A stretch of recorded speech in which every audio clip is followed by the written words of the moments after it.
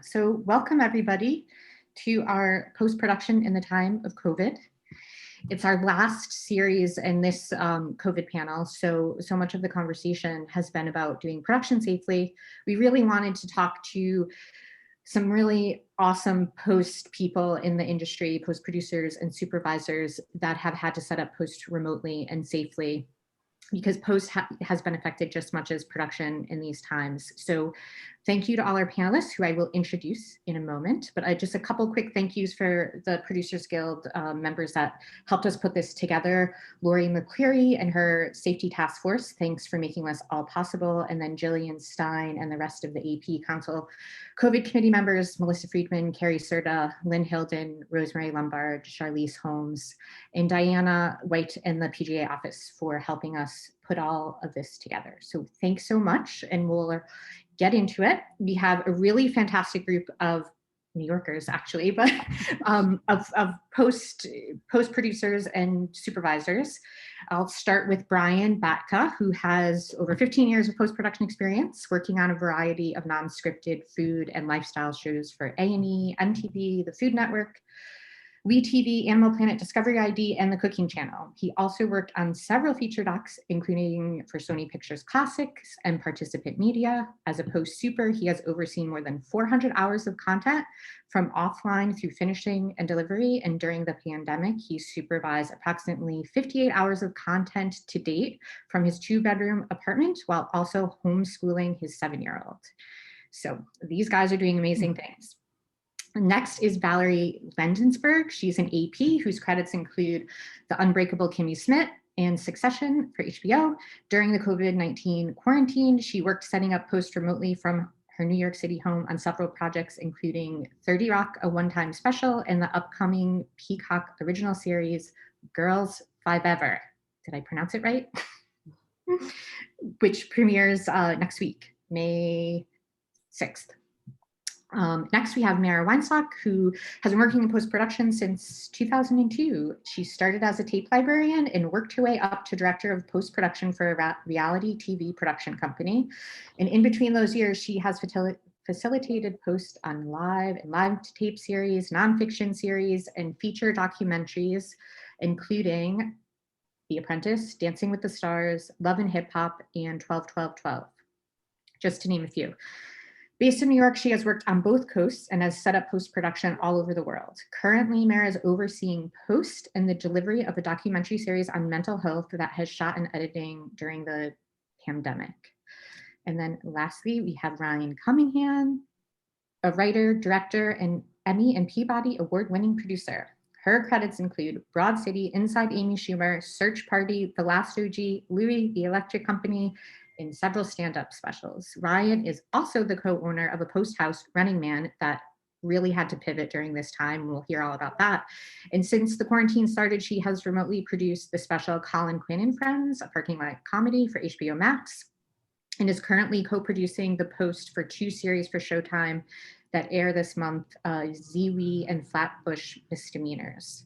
So we have- Z-Way, yeah. I'm sorry, what was that? Z-Way. Z-Way, so sorry. That's okay.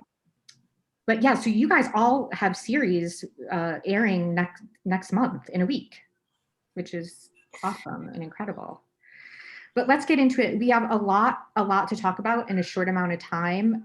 For the participants listening, if you guys have questions throughout, please put them in the Q&A section in the Zoom webinar, and I promise I will try to pay attention to them as we move forward.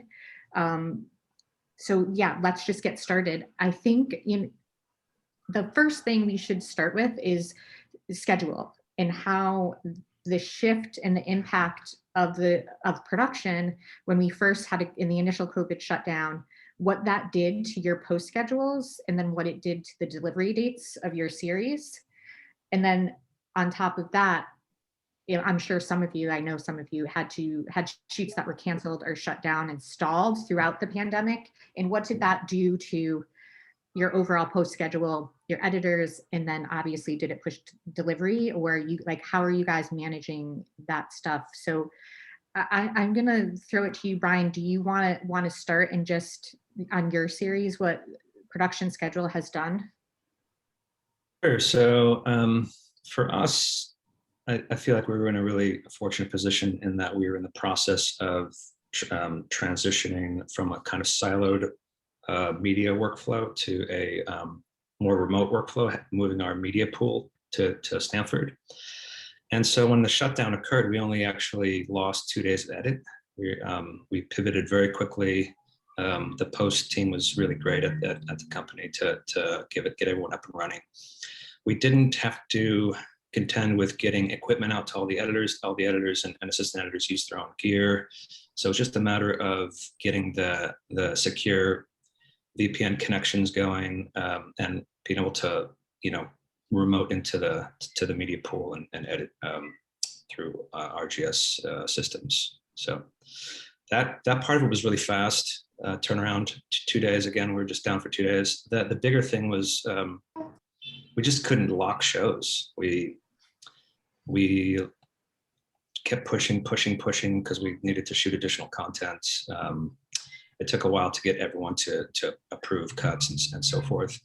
And it took about till the end of summer until we started really locking shows. And then at that point, we'd actually fully ramped down on shooting entirely for about 3 months. And so that pain we felt later on, but at least initially it wasn't so painful. I imagine it was more painful for some of you guys. So it didn't affect your delivery at the very beginning? It certainly affected delivery, but we weren't up against air, so that was helpful. And for the year, yes, we were down in terms of the number of episodes we were able to deliver, for sure. Right. But that was understandable. In Mara, I know you had to really pivot the schedule and you guys delivered later than expected. So do you want to tell us about? Yeah, we, because of security reasons, being the network that we're delivering to and the people involved, we were not allowed to do the lovely VPN remote system like that. So I had to figure out very quickly how to get our show edited remotely very differently. So initially we just put everything onto hard drives. We only had 2 editors at the time and 2 assistant editors because we were just about starting to ramp up. I had a lot of editors on hold. So it wasn't too hard in that respect, but keeping those 2 people working and trying to keep everybody who was on hold, like to keep pushing them or everything else was very difficult. We lost people, we got people back. Our episode numbers kept changing, our delivery dates changed, went up, back, down, just because everybody still wanted it quickly, but we didn't have anything shot, and we didn't have anything edited. So it was very difficult. Once we started to get into the flow of everything, just getting everybody set up remotely like that with the amount of footage, and I'd have to do visual walkthroughs with people for security purposes and make sure that they're editing at home privately and,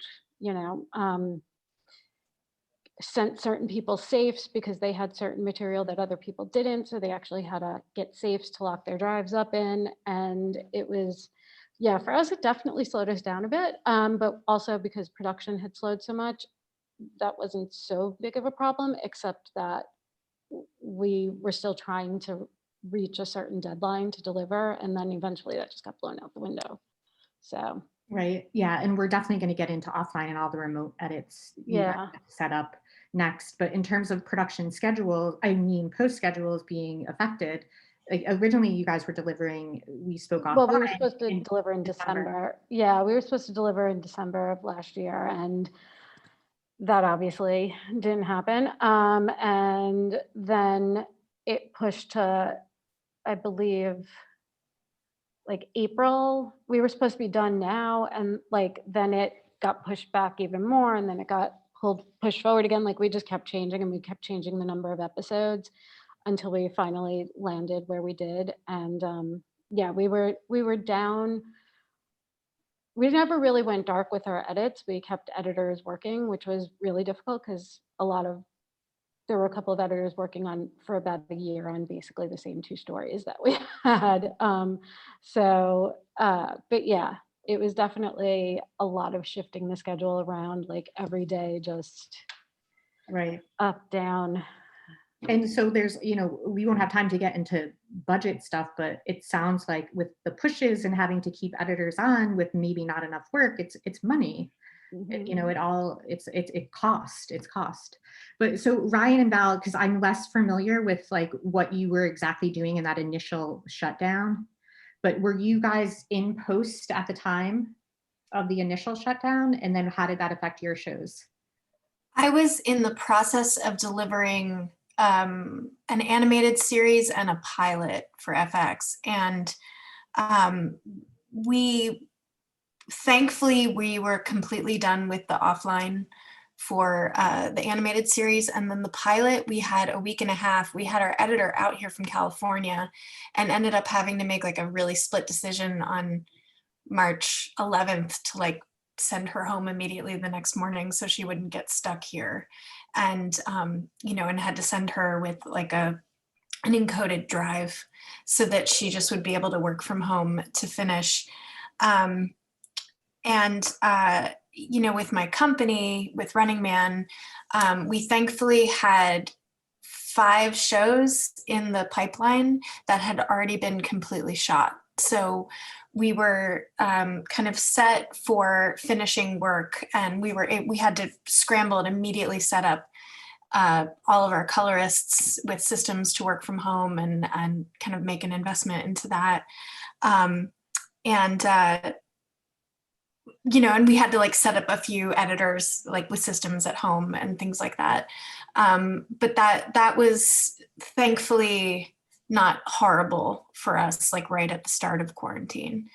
And then, since then it's just been having to set up remote edits and things, which I think we're going to talk about shortly. Right. So that initial shutdown, though, and what you talked about for the animated series, did it affect your delivery, or were you able to pull it together?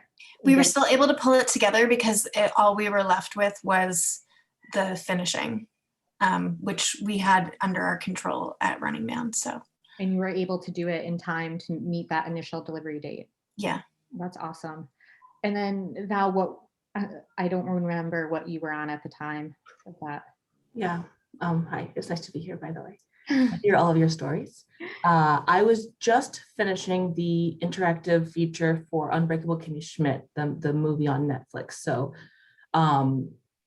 literally on March 13, I did the final delivery of the final interactive segment for that movie. And then I did not go back to the office again after that. And so we did all of our QC for the movie from home, back when it was the Wild West. There were no laws and no rules, and Technicolor was our facility, and they didn't even know how to charge us for what they were doing. And we did our entire QC process for the interactive feature, which was the most complicated delivery process I've ever been through, completely remotely during some of the scariest weeks of the pandemic when no one knew what was going on. And I think there's a reason why you say you fix it in post, because listen to all of us telling these stories. None of us missed our deadlines. We all did it. It all looked good. Everyone at home was entertained. And Technicolors figured out how to charge us since then. So let's get into offline, because each and every one of you had to figure out how to set up remote edits, and you all have completely different stories, which I love hearing. So I don't know who wants to start with this. Ryan, you have a unique situation. Do you want to start with me?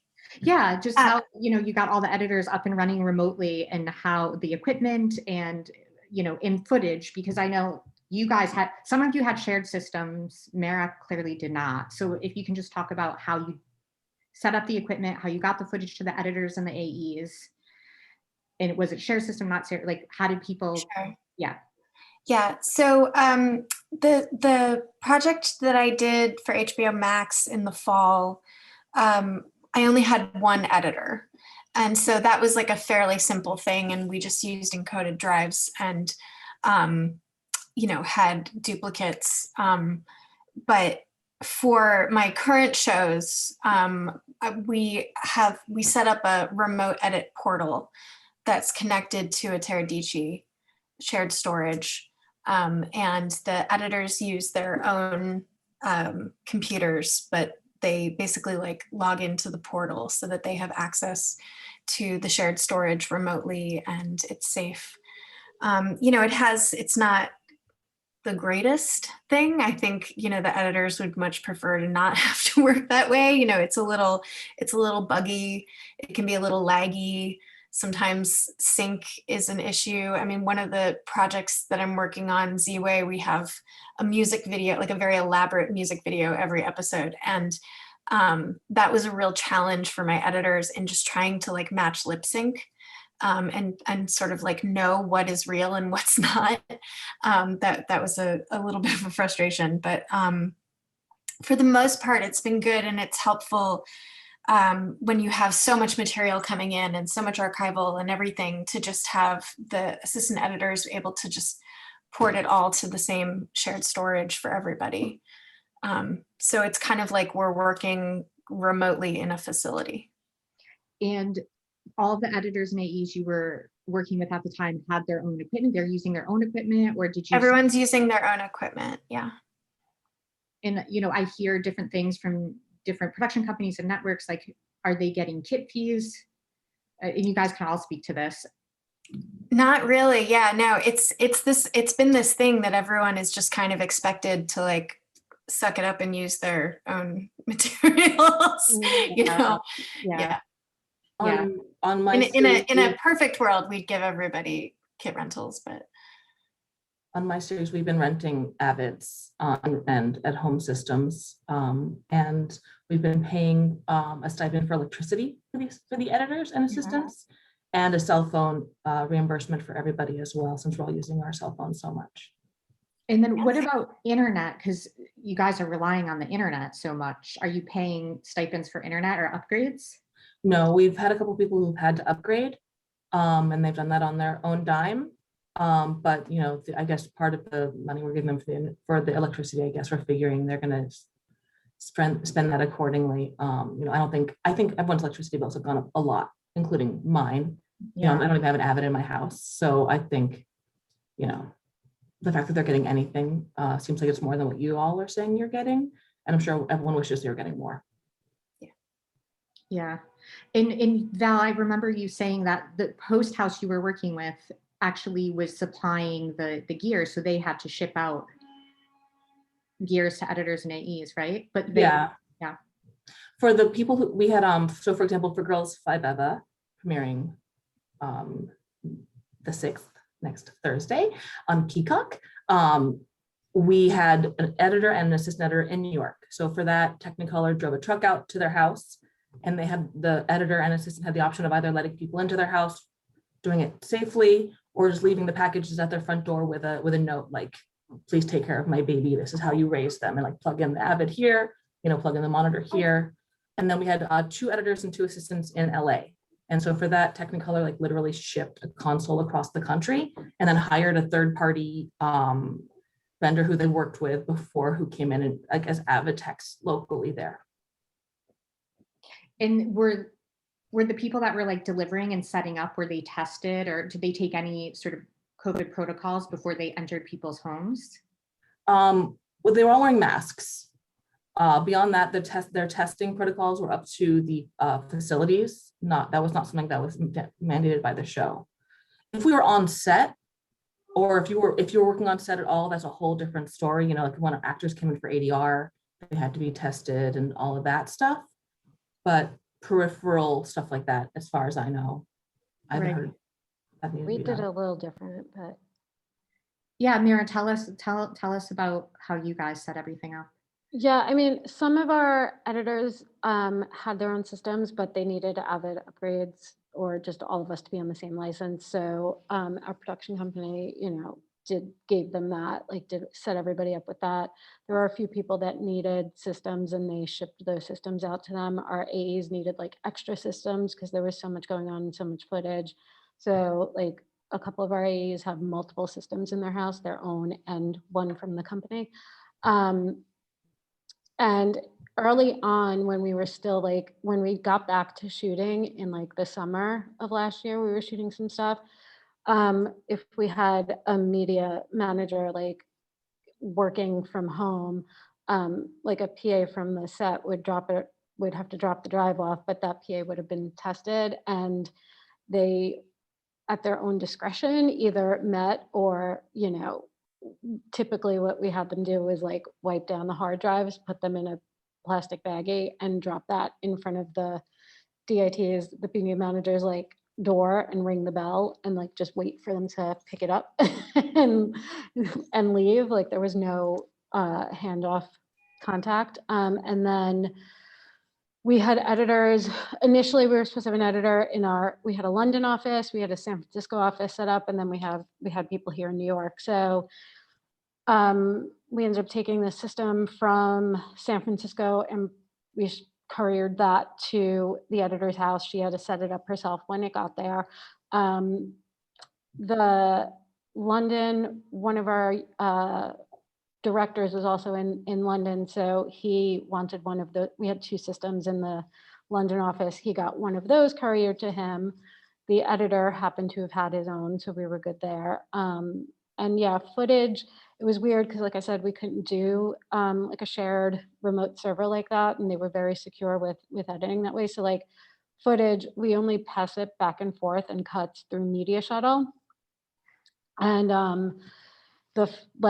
the main footage, like getting it on a drive, like just all of our proxies alone was about 20 terabytes, and that was just the proxies, you know. So it's a lot of footage to get to people and a lot of drives to copy and to get. So it's like we had it broken down by like, there were story editors and then there were episode editors. So the story editors really only got on a drive their story to like minimize time. And then if they needed anything extra, they could like download it from Media Shuttle, which our post place is trying to get us to clean Media Shuttle off, and we haven't delivered yet, so I don't want to.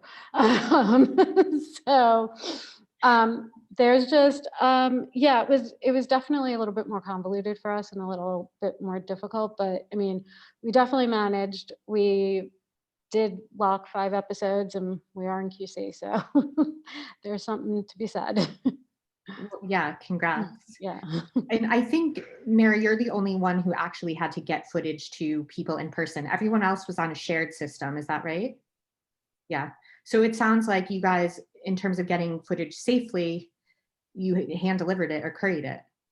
Yeah, when it was so local, more local people, we, depending what was on those drives, if we had our main participants that nobody wanted us to ship those, we would hand deliver those. We had a PA, you know, rent a car one day, or somebody like meet people, you know, places and do that. When we did ship, because to San Francisco and to London, we needed to send the main participant footage. We got Pelican cases with locks and then got extra locks and zip tied, and they were encoded drives, like the whole thing, and shipped those, and, you know, couldn't just leave anything. So there had to be a signature for everything. And it was just, yeah, there was a lot of that and a lot of money spent on drives and shipping and back and forth. Yeah. I bet. I mean, I'm just sitting here as a producer, all the money, right? The shipping costs, Val, your show, Mara, more drives, shipping costs. I mean, it's just, it adds up. So, you know, we talked about 20% in all of our other panels with production, but in post, you know, it's similar. It's like the costs are just go up. Yeah, like definitely. We had one AE who was keeping the main copies of everything. So he had 2 Pegasus drives that are like basically full of all of like, and that was just like, we shot a lot of stuff in LA, and all of that was kept in the LA office of our production company, all those camera masters. So like he just had everything else, and that, like, I can't even begin to say how many terabytes of footage that alone was.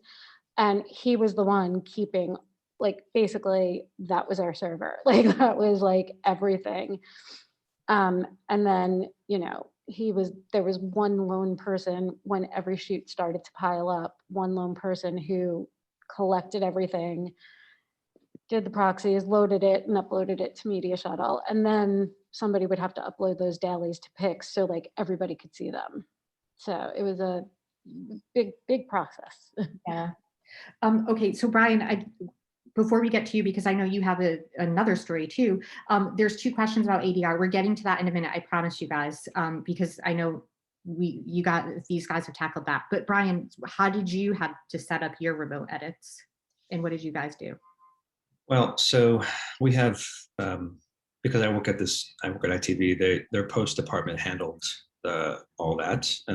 In terms of just getting people up and running, we'll speak a little bit about this later, but one of the bigger things is just like, how do we communicate? How do we share files? How do we collaborate? That part of it was probably in many ways more complicated and harder to nail down than just getting people up and running remotely, I would say. I don't have anything special to add to the offline setting up for remote conversation, I would say. Okay, but you all work remotely, I know. We all work remotely. We all have RGS systems. We also have footage servers that we remote into securely as well. And our DIT media manager is in New York, and media managers in New York as well as in the Connecticut office. So he's the only one he's one of 2 people that has to physically come into a space and touch things. But he's full on COVID protocol, wearing mask and so on and so forth. So. Okay, so let's talk about VO sessions and ADR. So I understand, you guys know this better than me, that they were sending out kits in the beginning, and then like SAG-AFTRA had an approved list of COVID compliant ADR facilities that people started using. And I think Brian and Ryan, you guys both had to deal with this. Brian, so do you want to start with how you had mentioned narration change, and in particular during the extreme shutdown, these sort of VO booth kits that you guys kind of creating a VO booth kit that's like a fabric framed kit, and then a laptop and a condenser mic and a few other things like this, and sending that out to the narration, who now all of a sudden has to engineer their own session. And so like, all right, what can we do? What's the easiest thing to do? Okay, GarageBand, you know how to use that? Great. Well, that'll work. That can spit out a WAV file, or I think it was a WAV file that we spit out. And I don't know about you, but I live on a street that's pretty noisy, and we would try to work around the narrator's schedule because he has a small kid, and so we do like an 8 a.m. record, and you're just really beholden to anything else happening in that person's world in their own environment. And so there's a kid in the background, or there's construction noise outside, and so as well as just the technical part of engineering their own session, and whether or not they are technically gifted in that way. You're entering a level of complexity to the problem where it's like, God, this is really gonna being able to create a baseline of what the quality should be consistently across the board is really hard to achieve when there's all these other variables, and so that was really hard. We did that for a couple of months, and then we tried a facility nearby where he lives, and we weren't really happy with the quality there. So then we ended up, once things opened up, then we ended up going back to our go-to Postworks for our VO sessions. And what was the protocol that they were using for, talent engineers? Were people in the same room? Were they testing people? Yeah, as far as once we got back into post facilities? Yes. Yes, there's testing, there's not being in the same room, and it's all that stuff. It's all COVID compliant. Right, so they're following sort of the same rules of production that we've heard. Exactly, yeah. And then Ryan, can you walk us through how you were setting up ADR, and you had some music records, and that'd be great. Oh yeah, it was nuts. So to just record these songs that we had to do for Z-Way, our mix house had these like remote kits that they sent out to people's homes. The biggest problem being, like Brian was mentioning, you know, what their internet connection was sometimes problematic, especially for actors that had come in who were like quarantining in their hotels. We were very dependent upon what the hotel connection was, which was very frustrating. But we were still able to do it where, you know, it kind of arrives as a kit, they open it, you have to connect it to the internet, and then basically the mix house takes it over. And you just have to like get the mic out, and they kind of have a Zoom session with you, and that's how you're recording.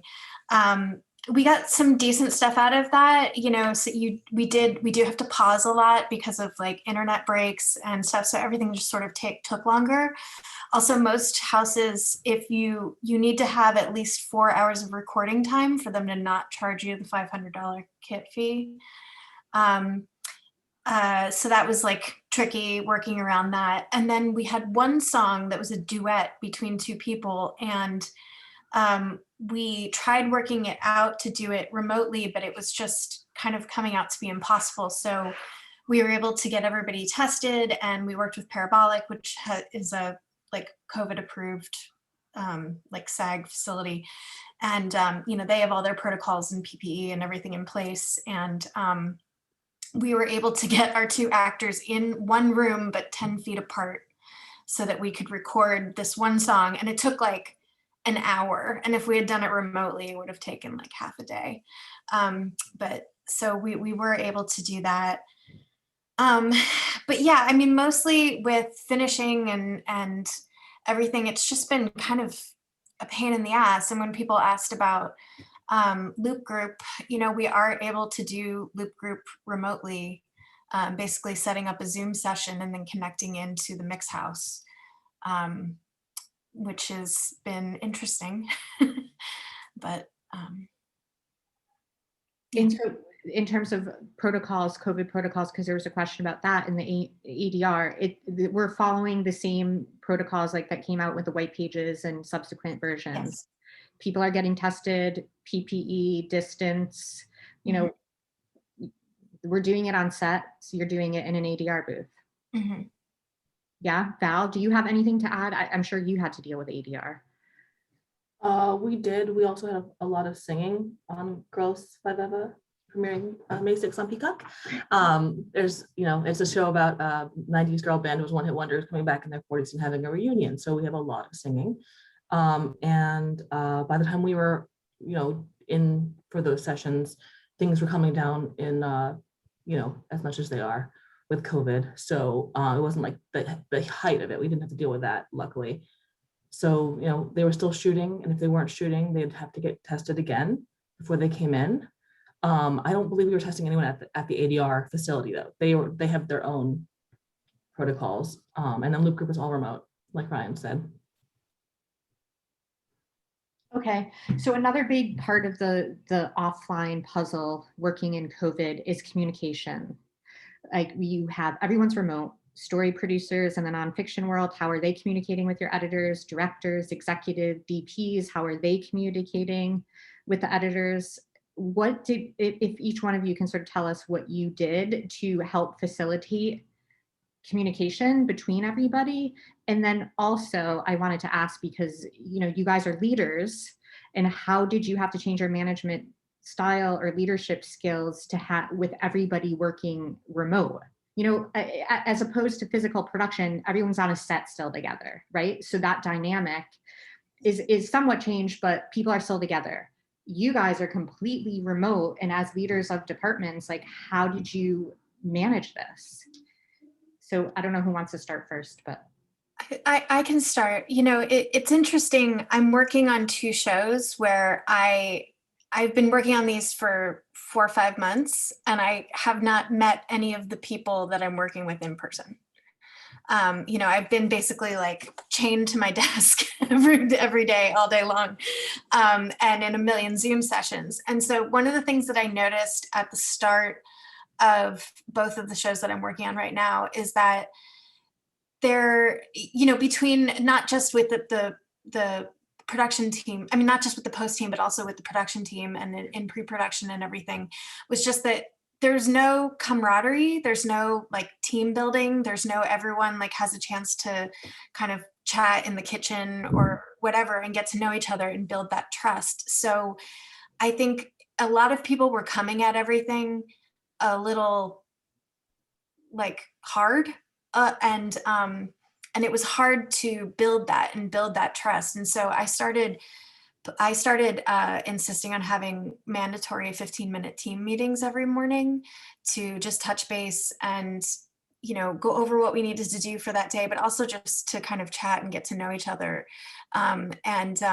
That helped a lot. But I think, you know, especially towards the beginning, when all you're doing when you see people is like you see them on Zoom for meetings, and then it's all just like email and Slack and text. And, you know, I think people were starting to get a little bristled, and people were like reading a lot of snark into emails and stuff like that. And so it just was like a difficult, it was difficult to kind of like get the team like working together at first, but now I think we're fully up and running. It was something I hadn't encountered before.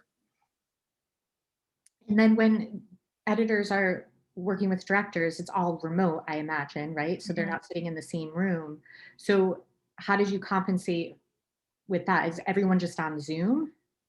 We were able to do our edit sessions through Zoom. So on our edit portal system that the editors are working on, they log into Zoom and send their video and audio out from their Avid to Zoom, and then they log in on like a laptop or an iPad for themselves so that they can also be one of the windows in the screen. And then all the producers and the director join the Zoom as well. And so basically you're looking at the output from the Avid as one of the windows of the Zoom. And that's how we've been able to do our supervised sessions. And it's been honestly like remarkably smooth. Like I'm knocking on wood, remarkably smooth. Great.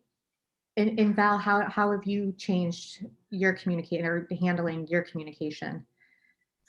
Well, I agree. It's really weird to work with a bunch of people who you've never met. I mean, I hired people I never met, and then I worked with them. I always would have a daily meeting, a prelim meeting. When the prelim comes out, y'all come around to talk about what's happening tomorrow. And that definitely was a good place where like, I realized like I had to like, you know, loosen people up a little bit and make sure that we're like saying like, hi, good morning. Like people will start their Slack with asking a request. First thing, like 8:45 in the morning, your first Slack to me should be good morning, because we're human beings. You know, we're not just like, you know, I'm not just a robot in the square that you talk to, you know, every couple hours. And I think that we all totally lost track of the fact that like, we all became isolated instantly. We all were going through some really scary stuff where we're all dealing with a mental health crisis all at the same time. And we all have to reinvent the wheel together. There was so much going on. And I still feel like I have not completely mastered how best to handle communication with a big group of people like this who are all doing different things. You can't like, you know, I'd usually be in my office and I'd be talking to the post super and I'd be like, oh, and this is happening. And I know the coordinator and the PA are listening around the corner, and they're gonna know, oh, the ADR session got moved to this day because blah, blah, blah isn't available on this day. And that can't happen. And so that's the real challenge. Like, I almost feel like if it wasn't such a crazy abuse of privacy, we should also have a Zoom open all the time, so we can all just be together in the same room. But we're all working from home constantly, so or living at work really. So that made it really hard. And you have to remind people of a certain age that they have to pick up the phone and call sometimes, that it can't all be over text. Which, you know, that used to be me. I used to be the one being reminded by my boss, like, hey, youngster, pick up the phone. We used to talk to people before texting. And now I'm the one saying it because people don't like picking up the phone. And problems get solved so much faster if you just call someone and talk. So I'm excited about the voice channel that Slack is going to steal the idea from Clubhouse, and they're putting on a voice channel on Slack, and I'm excited about that. That's going to help a lot. We use Slack for all of our chatting, and there's different channels for, you know, for each episode, there's different assistants and all that stuff. That was the closest we came to communication. But in terms of directors working with editors or DPs working with editors, is everything through Zoom? We would use Clearview for editing, for the like editor's feed of the Avid, and then we would chat through Zoom. So Clearview was like a secure, higher resolution situation where, you know, it's a fee, you have to pay a fee for the, I forget if it's yearly or monthly. And so we would do that. And then also we just upload to Pix, and people would write their notes on Pix, and we would export those as text files and make Google Doc trackers that people were following along with. And I could see what the assistant editors were typing, what the editors were typing for each note. And so Pix notes really saved the day. All of our executive producers were making notes on Pix, and we were able to, that way they all knew what everyone else was saying about the cuts. They could all see the cuts, see the notes as they were watching the cut at the time code, and it was awesome. Right. But from my experience, Pix, you can't watch live at the same time. Can you do that? Can an editor and director watch on Clearview at the same Yes. time? Yeah, Okay. it's just like what Ryan was doing with Zoom, only a higher level of security and probably video quality. That's definitely better video quality. We were using Evercast a little bit, but we had to fight to get that approved, the network. But it's like we just needed something, and that was more secure than Zoom. So We tried Evercast at first, and our editor was like, "Oh no, not Evercrash." uh, And then he turned for out us, to be, yeah, it I was mean, yeah. I'll be honest, for us, we didn't. The way a lot of our edits worked, it wasn't a lot of that, like editing sessions like that. Like they kind of worked alone, and it was mostly Pix and Pix notes, you know, notes on Pix and things. But once in a while, for like a quick, like, hey, did you make that change? I want to see it. We would Yeah. use Evercast. So Stuff you like didn't that. have a lot of live, so to speak, sessions. Not during offline. Yeah. No. And Brian, what about you? You mentioned Google. You used Google no Video. live. Yeah, no live sessions. All the producers ended up getting their own version of Avid, so they could at least watch cuts real time and not have to wait for exports. So that was really helpful. We do use, one thing that really changed for us was as a group, we would, like you say, we would old school, we just go to someone's desk, talk to them, go to their office, talk to them. And so we didn't really use the chat feature in the G Suite. Whereas now, aside from email and obviously the calendar, we now use the video function all the time, which we never used, and the chat function, which we never used.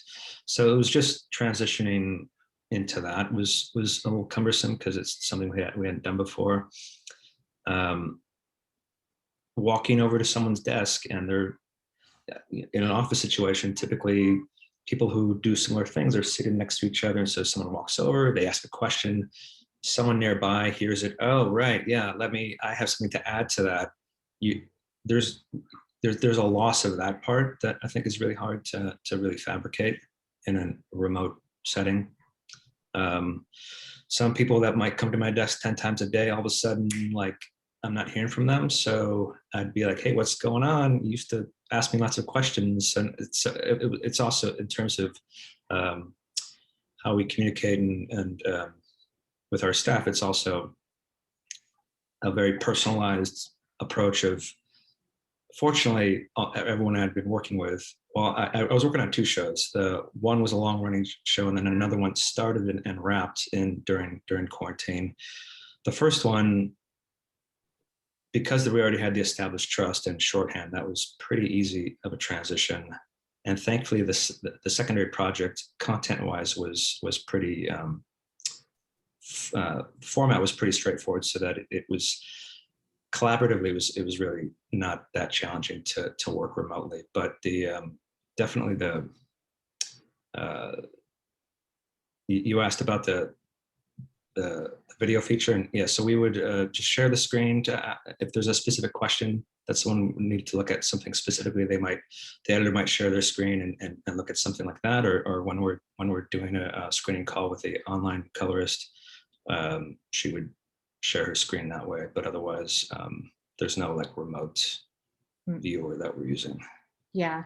For color and online, we would we rented iPad Pros from Technicolor, and they sent us like the settings and like the apps that we needed so that it was as close to color calibrated as possible. And for color, we had to turn off all the lights in your room and use the iPad and use Clearview on there. Did you do that too, Brian? So for online, we've been working with the same colorist for years. So we basically held hands and jumped off a cliff together, like, well, we'll just, we're going to trust that the online colorist knows what they're doing. And we don't have calibrated screens at home. Mm. What we're looking at is it doesn't look consistent across the episode. And I trust the colors to know that, she's really a strong colorist. I know she's going to do the job. I'm not worried about it. Doesn't look consistent across the episode is what I'm looking at. That's all. Gotcha. Yeah, let's jump to online, because we were talking about remote edit setups in the offline, but online has completely changed for all of you, having to do most of it remotely. I think, Val, you said you had some in-person sessions, but if you guys can walk us through the process of how you've set up both color and mixes remotely, and how like DPs are looking at color or executives giving notes, all of that stuff. I don't know who wants to start.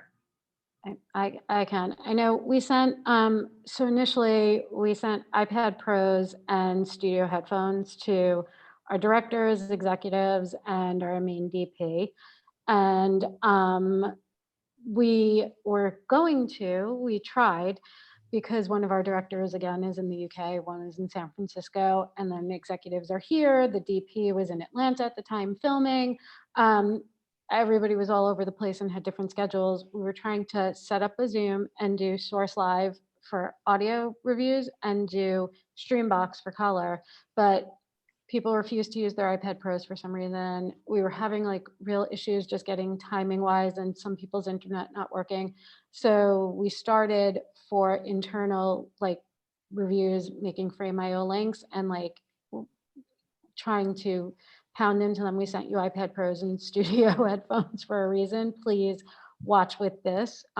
So that has been working really well. And for the network, they like Moxion for a review, and they also get, because it's HDR, get the SDR trim pass on that. So they check for both, and they're really just watching for like major, not really creative stuff. They're just pointing out problems and things. So it's been that actually has been working pretty well for us. But our final Watchdowns and reviews, which for our final episode is happening right now, and I can't believe I'm not in it, but they are, have been doing those in person with our colorist, mixer, and executive producers. So like we're all vaccinated and we're still all spread out and wearing masks, and it's a big room. So, but yeah, we've all been doing that final Watchdown here.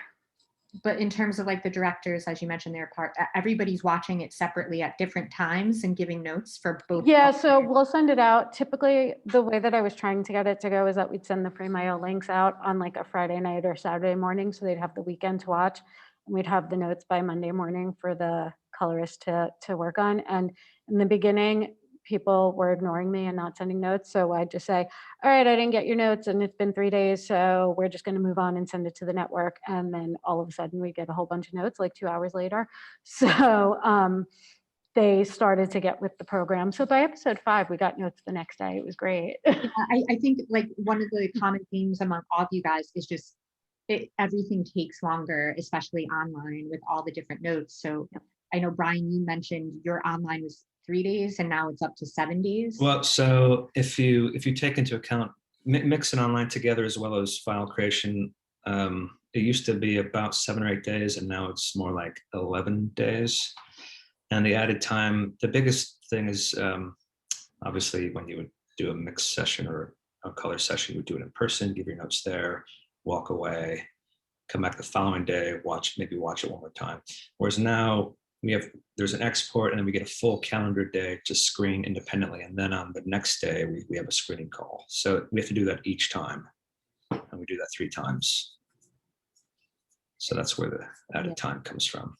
Right, but everything's remote. And then Ryan, you had mentioned like your DPs are basically giving notes from afar. Do you want to walk us through what you've done on your last 2 shows for mix and color?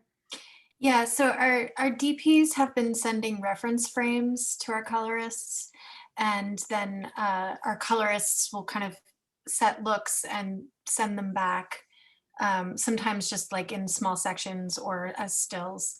And then once we have a consensus on a look, then they do a full color pass, and and we send it to the DP. The DP's looking at it on an iPad Pro. So common theme is at least 3 of you are using iPad Pros, and that's because they are HDR. Is that right? Mm-hmm. And so how are you guys making sure they're set correctly? So they're watching true. It's very easy to change the settings. It's like 3 things essentially. And so we just have like an instruction breakdown of how to do that. That goes out. We sent it preset and said, don't touch anything, just turn it on. And Val, what has your show been doing for color and mix? Well, we for color, we started out one way, and then once our DP was fully vaccinated, we switched. So we started off doing everything remotely. We would send a file over Frame.io, which is a way to watch a file but not have a live review. And then you could make notes in Frame.io, just like pics, but it's higher resolution. Again, it's not a H.264 QuickTime, so it looks nicer. And then we would do a review over Clearview with the colorist live, doing our notes, reviewing with the DP and me and whatever producers were joining that way. And then once our DP was vaccinated, our colorist was still working at home, but our DP would come into Technicolor and he would sit in a room and look at an actual true color corrected monitor, that color calibrated monitor that matched our colorist. So he was able to be like our man on the ground and say for sure. We found that the iPad Pros were a little bit more chroma and a little bit more magenta than what the monitors were at Technicolor. And we had to make sure we weren't like, okay, the iPad looks too magenta, let's change it. No, like you have to choose your hero monitor and just go with it, because color is so subjective anyway. Mm-hmm. Just choose your monitor and just match to that. Okay, so most of you have done color remotely. You figured out ways. How about audio mix? I know I heard a couple of you say you guys actually sent like studio headphones out to people, so they were at least had good set of headphones. But what was the process with your, sound and music sessions? We just did everything remotely and sent notes. Same thing, yeah. Yeah, just the same. It was like we'd just send the one cut and, watch and this. I've been using the same headphones for years and just replaced the pads. So I rely on these. If these headphones die, I'm in trouble. Yeah. I think the mix was the biggest pain point for me as far as remote finishing. Because sound can vary so much from device to device. And we didn't send out headphones to everyone. I think that's a really smart idea. I think if this is still happening on my next project, I would even say like, I want to send everyone Mackie speakers, like everyone get the same speakers and listen on speakers, because headphones is such a different experience. Although better than what we all just listening on whatever we had at home. We all had like our iPods or whatever. But people hear things differently, and people are getting confused at the mixes and getting scared. Like, why does it sound like this? What's going on? Like that way more than color or finishing or any of your VFX reviews and stuff, which we're done the same way on Clearview and all that. Yeah, I do have to say, being able to do these final reviews like here with everybody in the room, like including our mixer, and like so everybody could hear it at the same time after they've given notes, like, oh, that's really what it sounds like. Okay, good, go back, so. Yeah, being on the stage where they mixed it, all being in the same room. I mean, forget the headphones, the room makes such a big difference. Yeah. Yeah. And when you guys it sounds like you guys are really edging towards going back into rooms for online. In terms of COVID protocol, are people either saying they're vaccinated or getting tested before you come in the room? Yeah, like I said, we're all vaccinated and wearing masks and still separating.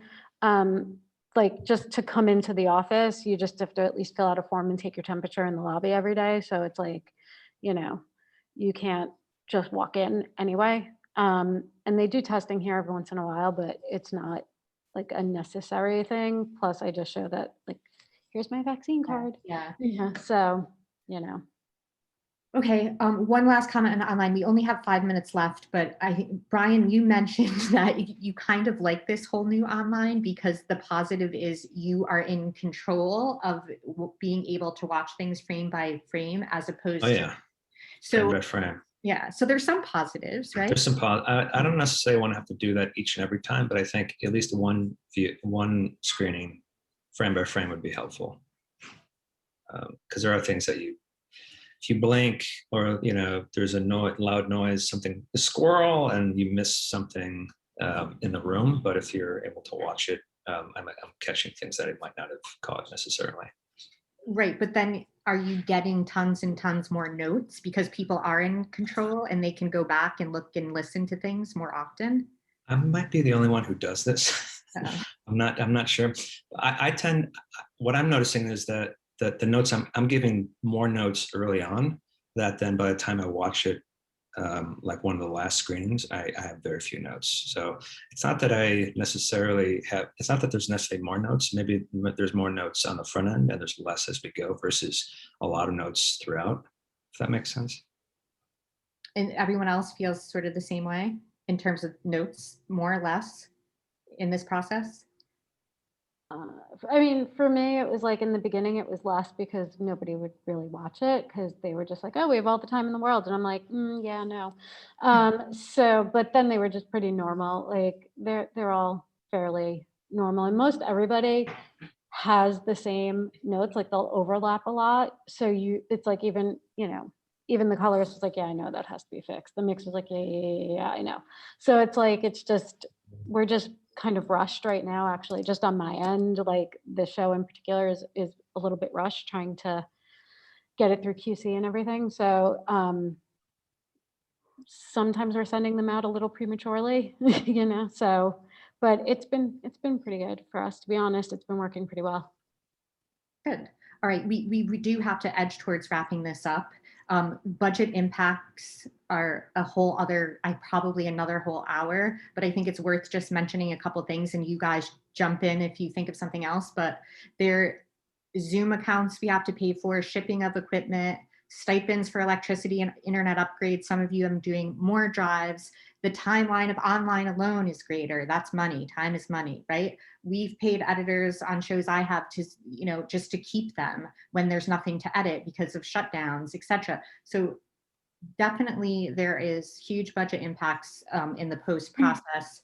Does anyone have anything to add that you spent money on in post because of COVID? Well, I feel like there's all these costs that keep popping up that weren't thought of, but don't actually get considered to be overages. So we're being expected to just like absorb a lot of things, which is very frustrating, obviously, but yeah. Yeah, I mean, from your all's experience, like who is picking up the cost of all these COVID overages in post? Is it the networks, the production companies, like post houses? It's like kind of everybody. Kind of a mixed bag, yeah. Yeah, I was gonna say it's definitely a mix of it. I have to go digging in my own budget to cover it.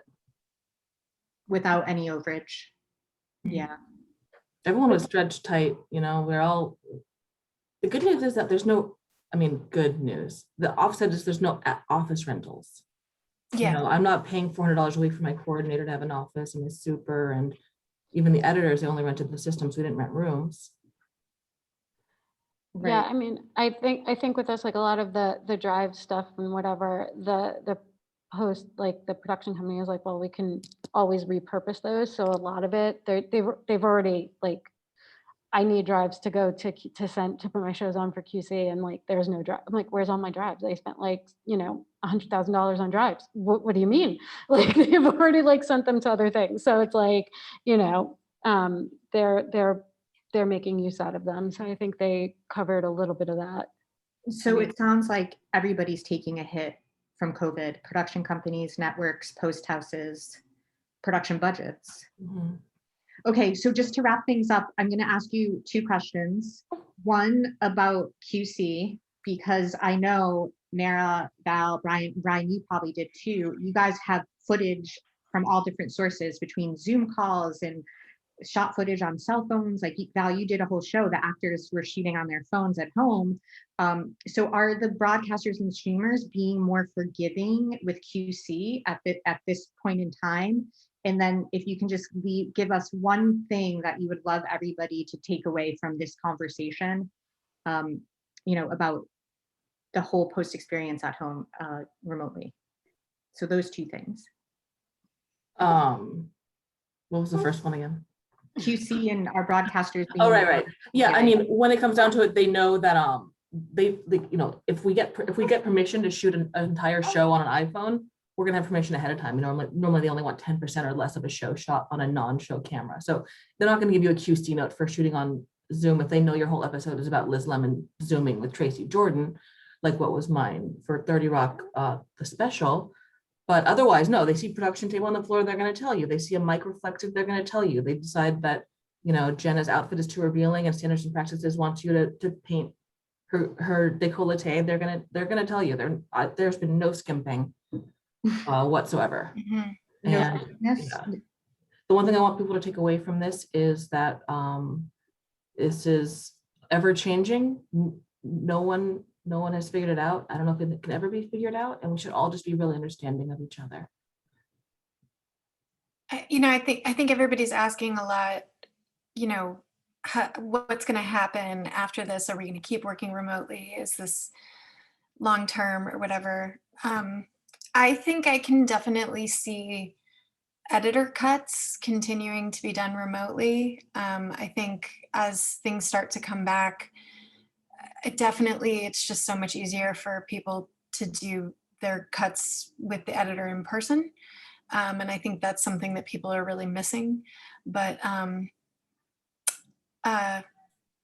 yeah, I don't know. I'm really curious to see what happens because I, own a post facility with 9 offline edit rooms that have been completely empty for, 14 months. So I would like to see that come back, but I don't know. Yeah, I mean, just from my experience with not being able to even have a remote server, I would love to see everybody back in one space. This is very difficult to wrangle everything and make sure that we had all of everybody's media and bins and cuts and everything, So That's really hard. yeah, and like really trusting that people are keeping it secure, Yeah, I think this is, there's been a lot of talk of what the implication is moving forward.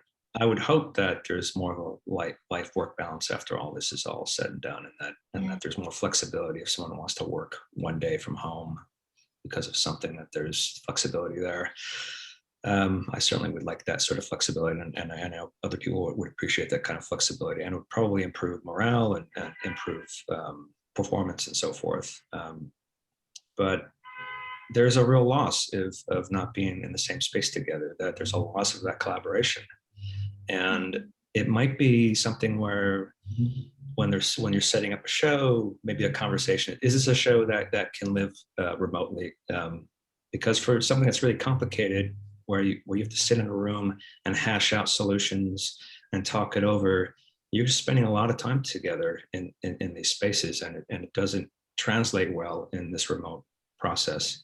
We're getting the work done, the quality's still there, it's just taking a lot longer to get there.